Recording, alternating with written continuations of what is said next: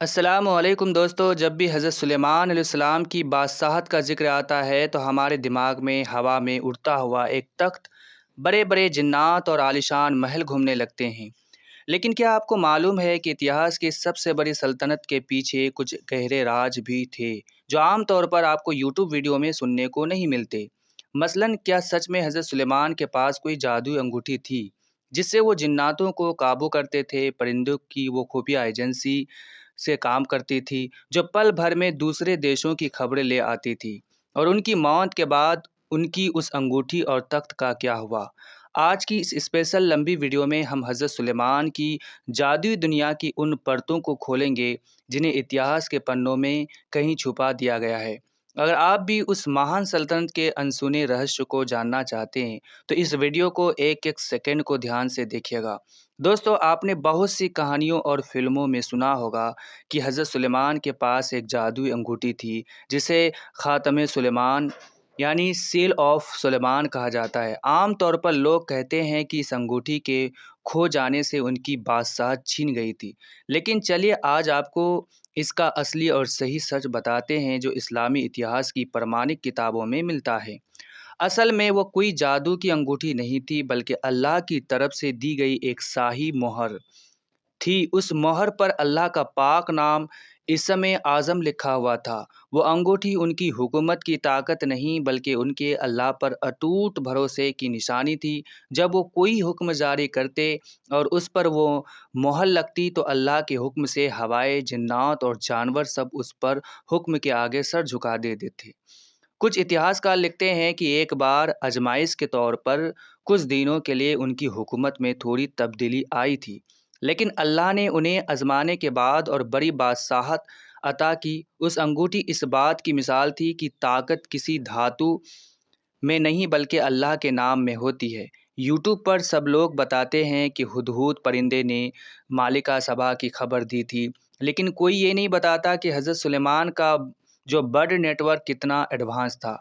آج کے دور میں جسے ہم ڈرون یا سیٹلائٹ کہتے ہیں، حضرت سلیمان نے ہزاروں سال پہلے پرندوں کے ذریعے ویسا ہی ایک سسٹم تیار کیا تھا۔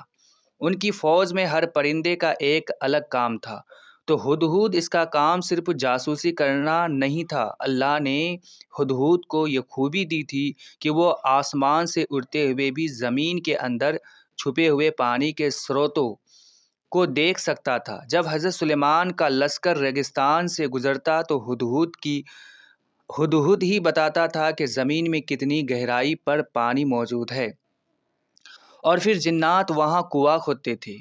باز اور چیل یہ فوج کے جو ایئر فورس گارڈز تھے جو دشمن کے کسی بھی اڑتے ہوئے جاسوس کو پل بھر میں مار گراتے تھے۔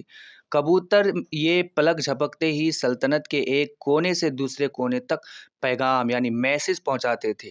یعنی ان کی سلطنت میں پرندے صرف شوقے کے لیے نہیں تھے بلکہ وہ ایک پوری آرگنائز ملٹری یعنی انٹیلیجنس کی طرح کام کرتے تھے۔ قرآن کی سورہ النمل یعنی چیٹی میں ذکر ہے کہ جب حضرت سلیمان وادی نسل یعنی چیٹیوں کی گھاٹی سے گزرے تو ایک چیٹی نے اپنی پوری قوم کو الٹ کر دیا۔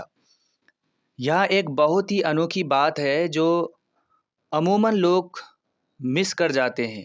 اس چیٹی نے اپنی قوم سے کہا تھا کہ بھاگو، کہیں سلیمان اور ان کا لشکر تمہیں کچل نہ دے اور انہیں اس بات کا احساس بھی نہ ہو۔ ذرا غور کیجیے، وہ چھوٹی سی چیٹی حضرت سلیمان کے رحم دل ہونے کی گواہی دے رہی تھی۔ اسے معلوم تھا کہ اللہ کا نبی جان بوجھ کر کسی چیٹی کو بھی نقصان نہیں پہنچا سکتا ہے۔ ہاں، انجانے میں ایسا ہو سکتا ہے۔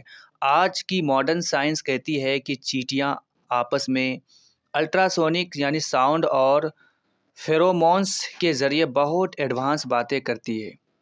حضرت سلیمان کا جو معجزہ چمکار یہ تھا کہ وہ بنا کسی سائنٹیفک ٹول کے اس زمانے میں چیٹیوں کی اس فریکوینسی کو سن اور سمجھ سکتے تھے۔ ہم سب جانتے ہیں کہ جناتوں نے بیت المقدس بنایا، لیکن کیا آپ جانتے ہیں کہ جو سرکس جنات اور شیاطین حضرت سلیمان کی بات نہیں مانتے تھے ان کے ساتھ کیا ہوتا تھا؟ اتہاس کی کتابوں میں ذکر ہے کہ حضرت سلیمان نے ان ودروہ جناتوں کے لیے سمندر کی گہرائیوں میں اور پہاڑوں کے اندر بےحد خوفناک جیل بنا رکھی تھی۔ تانبے کو پگھلا کر ایسی جنجیریں بنائی گئی تھی جنہیں کوئی جین اپنی طاقت سے نہیں توڑ سکتا تھا۔ انہیں بھاری پتھروں کے نیچے دبا دیا جاتا تھا۔ وہی دوسری طرف جو وفادار جنات تھے وہ ایسے آرکیٹکٹس انجینئر تھے، انہوں نے ایک ایسے عجوبے بنائے جو آج کے کنکریٹ سے بھی زیادہ مضبوط تھے۔ وہ تانبے کے بڑے بڑے فوز اور ایسی براہی بناتے تھے جس میں ایک سمے میں ہزاروں لوگ کا کھانا بن سکتا تھا۔ ان کے بنائے ہوئے محلوں کی صاف صفائی اور شیشے کی تراس اتنی بہترین تھی کہ مالکہ بلقیس کو لگا کہ وہ پانی پر چل رہی ہے۔ اب آتے ہیں اس سوال پر جو سب کے ذہن میں اڑتا ہے کہ حضرت سلیمان کی موت لاٹھی کے سہارے کھڑے کھڑے ہوئے اور جنات 1 سال تک کام کرتے رہے۔ یہ واقعہ تو سب جانتے ہیں، لیکن ان کی وفات کے بعد اس مہان سلطنت، ان کے تخت اور ان کی انگوٹھی کا کیا ہوا؟ اسلامی روایتوں کے مطابق حضرت سلیمان کی وفات کے بعد ان کی وہ بے مثال بادشاہت ختم ہو گئی، کیونکہ انہوں نے دعا ہی یہی مانگی تھی کہ میرے بعد ایسی بادشاہت کسی کو نہ ملے۔ ہواؤں نے ان کے تخت کو اڑانا بند کر دیا، جنات ان کی قید سے آزاد ہو کر جنگلوں اور سمندروں کے واپس بھاگ گئے، اور وہ جدائی مہر انگوٹھی بھی اتہاس کے پنوں میں کہیں اوجھل ہو گئی۔ کچھ ودوانوں کا ماننا ہے کہ بیت المقدس کے نیچے آج بھی وہ جگہ موجود ہے جہاں حضرت سلیمان کا خزانہ اور ان کی نشانیاں دفن ہیں، جسے ڈھونڈنے کے لیے اتہاس میں کئی بار کوشش بھی کی گئی، لیکن کسی کے ہاتھ کچھ نہیں لگا، کیونکہ وہ بادشاہت صرف اور صرف سلیمان علیہ السلام کے لیے ہی چنی گئی تھی۔ دوستو ذرا سوچئے کہ جس بادشاہ کی فوج میں لاکھوں انسان، لاکھوں جنات اور انگنت پرندے جانور شامل ہو، ان کے کھانے کا انتظام کیسا ہوتا ہوگا؟ اتہاسکار لکھتے ہیں کہ حضرت سلیمان کا جو دسترخوانہ دنیا کے اتہاس کا سب سے بڑا دسترخوانہ تھا۔ ان کے شاہی باورچی خانے یعنی کچن سے جو روزانہ ہزاروں اونٹ، گائے اور بکریاں ذبح کی جاتی تھی، جنات سمندر کی گہرائیوں میں روز تازہ مچھلیاں پکڑ کر لاتے تھے۔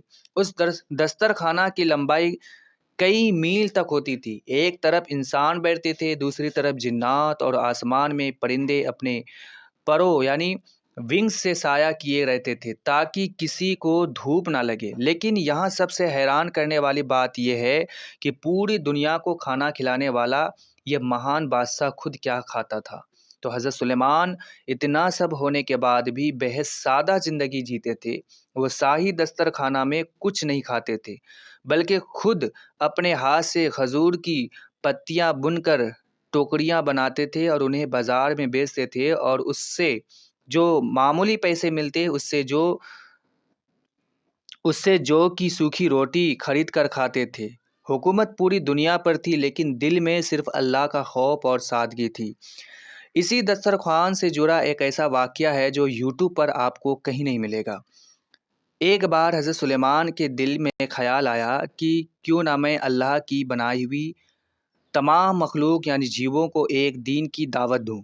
انہوں نے اللہ سے اس کی اجازت مانگی۔ اللہ تعالیٰ نے فرمایا، اے سلیمان، تم میری مخلوق کو رزق کھانا نہیں دے سکتے، یہ صرف میرا کام ہے۔ لیکن حضرت سلیمان نے گزارش کی تو اللہ نے ایک دین کی دعوت کی اجازت دے دی۔ تو حضرت سلیمان نے مہینوں تک انسانوں اور جناتوں کو کام پر لگایا۔ سمندر کے کنارے پہاڑوں جیسے اونچے اناج کے ڈھیر لگا دیے گئے۔ جب دعوت کا دن آیا تو اللہ کے حکم سے سمندر سے ایک بہت بڑی مچھلی باہر نکلی۔ اس نے حضرت سلیمان سے کہا کہ اے اللہ کے نبی، مجھے بھوک لگی ہے، مجھے کھانا دیجیے۔ حضرت سلیمان نے کہا، یہ جو اناج کے پہاڑ لگے ہیں اس میں سے جتنا مرضی کھا لو۔ تو اس مچھلی نے ایک ہی بار میں سارا اناج، سارے پکوان اور مہینوں کی محنت کی اکٹھا کیے ہوا کھانا ایک جھٹکے میں نگل لیا، اور پھر بولی، اے سلیمان، میری بھوک ابھی بھی نہیں مٹی، مجھے اور کھانا دو۔ تو حضرت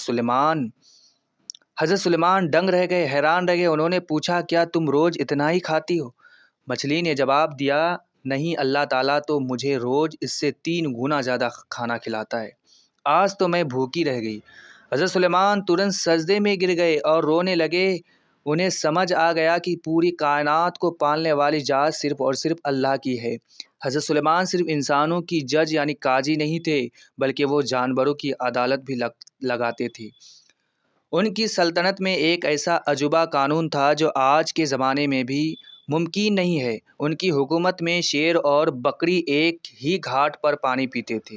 کسی بھی طاقتور جانور کو یہ اجازت نہیں تھی کہ وہ کسی کمزور جانور پر ظلم کرے۔ ایک بار ایک چیل اور ایک کبوتر کا معاملہ ان کے دربار میں آیا، تو کبوتر نے شکایت کی کہ چیل اس کے بچے کو کھا جاتی ہے۔ حضرت سلیمان نے چیل کو بلایا اور پوچھا، تم ایسا کیوں کرتی ہو؟ چیل نے کہا، حضور، بھوک کے مارے میری جان نکل رہی تھی، اس لیے میں نے ایسا کیا۔ حضرت سلیمان نے دونوں کو نائیں اس طرح کیا کہ چیل کو اس کے حصے کا کھانا اپنی شاہی ویوستھا سے دلوایا اور کبوتر کو سرکشا دی۔ جانوروں کی دنیا میں اگر کوئی ماں اپنے بچے سے بچھڑ جاتی ہے تو وہ اڑ کر حضرت سلیمان کے کندھے پر آ کر بیٹھ جاتی اور اپنی آواز میں فریاد کرتی کہ حضرت سلیمان ترنت جناتوں کو حکم دیتے اور اس جانور کی مدد کی جاتی تھی۔ ہم سب نے الادین کا جدائی قالین کہانیوں سے سنا ہے، لیکن اتہاس گواہ ہے کہ اڑنے والے قالین کی شروعات حضرت سلیمان کی بادشاہ سے ہوئی تھی۔ کتابوں میں لکھا ہے کہ ان کا وہ تخت یا قالین لکڑی اور سونے سے بنا ہوا ایک بہت بڑا پلیٹ فارم تھا، جو اتنا وشال تھا کہ اس پر ہزاروں کرسیاں رکھی جا سکتی تھی۔ لیکن کیا یہ صرف ایک جادو تھا؟ آج کے وگیانک درشٹیکون سے دیکھیں تو یہ ایروڈائنامکس اور ہوا کے دباؤ ایئر پریشر کا ایک ایسا بہترین سنتولن تھا جسے اللہ نے حضرت سلیمان کے لیے ممکن بنا دیا تھا۔ قرآن کہتا ہے کہ ہوا کو ان کے ادھین کر دیا گیا تھا۔ جب حضرت سلیمان حکم دیتے تو ہوا اس وشال تخت کے نیچے ایک گدے کے طرح کام کرتی تھی اور اسے اوپر اٹھا لیتی تھی۔ یہ تخت اتنی تیزی سے اڑتا تھا کہ صبح کے وقت وہ جس دیش میں ہوتے تھے شام تک ہزاروں میل دور دوسرے دیش میں پہنچ جاتے تھے۔ یہ اس دور کے سب سے ایڈوانس ٹرانسپورٹ ٹیکنالوجی تھی جو بنا کسی ایندھن کہ صرف اللہ کے حکم اور ہوا کی طاقت سے چلتی تھی۔ دوستو، حضرت سلیمان علیہ السلام کی بادشاہت کی یہ انسنی باتیں ہمیں ایک بہت بڑا سبق دیتی ہے۔ ان کے پاس دنیا کا سب سے بڑا دسترخوانہ تھا، لیکن وہ سوکھی روٹی کھاتے تھے۔ ان کے پاس ہواؤں کی سواری تھی، لیکن ان کے پیر زمین پر رہتے تھے۔ ان کے پاس جناتوں کی فوج تھی، لیکن وہ سجدے میں ہمیشہ روتے تھے۔ طاقت اور دولت اگر صحیح انسان کے ہاتھ میں ہو تو وہ ظلم نہیں کرتے بلکہ دنیا میں انصاف اور سکون لاتی ہے۔ حضرت سلیمان نے اپنی پوری زندگی میں کبھی اپنی طاقت پر گھمنڈ نہیں کیا بلکہ ہر پل اللہ کا شکر ادا کیا۔ تو پیارے دوستو، حضرت سلیمان کی یہ شاندار زندگی ہمیں سب سے بڑی سیکھ کیا دیتی ہے؟ دنیا کا سب سے امیر انسان جس کے پاس جنات غلام تھے، ہوائیں جس کے قبضے میں تھی، پرندے جس کے جاسوس تھے، جب موت آئی تو وہ ایک سوکھی لکڑی لاٹھی کے سہارے ٹکے رہ گئے۔ یہ کہانی ہمیں سکھاتی ہے کہ چاہے آپ کے پاس کتنی ہی دولت، شہرت یا طاقت کیوں نہ آ جائے، ایک دن سب کچھ یہی چھوٹ جانا ہے۔ اصلی طاقت اور بادشاہ صرف اس ایک رب کی ہے جو ہمیشہ رہنے والا ہے۔ آپ کو حضرت سلیمان کی حکومت کا کون سا راز سب سے انوکھا لگا؟ کیا آپ پرندوں کے ان کے نیٹ ورک کے بارے میں پہلے جانتے تھے؟ مجھے کمنٹس میں اپنی رائے ضرور دیجیے گا۔ اگر یہ ویڈیو آپ کو سچی اور گیان سے بھرپور لگی ہو تو اسے اپنے دوستوں کے ساتھ شیئر کریں، ویڈیو کو لائک کریں اور ہمارے چینل کو سبسکرائب کرنا بالکل نہ بھولیں۔ اپنا اور اپنے چاہنے والوں کا بہت خیال رکھیے گا۔ اللہ حافظ۔